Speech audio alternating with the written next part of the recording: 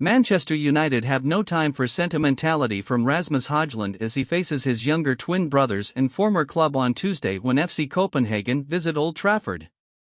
The Red Devils desperately need a win to keep their Champions League campaign alive on what is sure to be an emotional evening in the wake of Bobby Charlton's death. Arguably the club's greatest ever player, Charlton passed away at the age of 86 on Saturday, with tributes planned to the man who scored 249 goals in 758 games for United. Erik Ten Hag's men need the highly charged atmosphere to inspire them after losing their first two games of a Champions League group stage for the first time in the club's history. Hojlund has been the one beacon of hope from defeats by Bayern Munich and Galatasaray, as the Dane has scored 3 times in his first 2 Champions League appearances.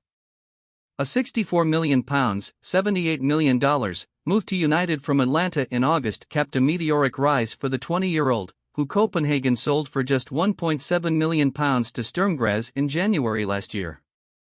His father criticized the lack of game time he was afforded by the Danish champions before leaving his homeland.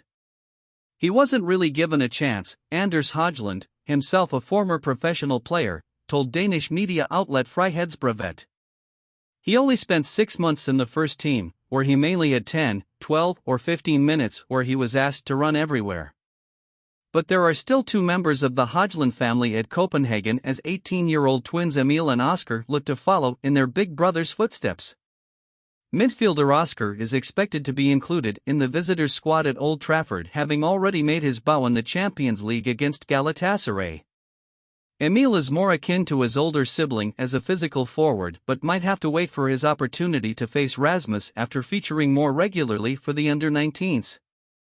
Despite arriving in Manchester as a precocious talent with still a lot to learn, in his own words, United are reliant on Hojlund to help turn a troubled season around.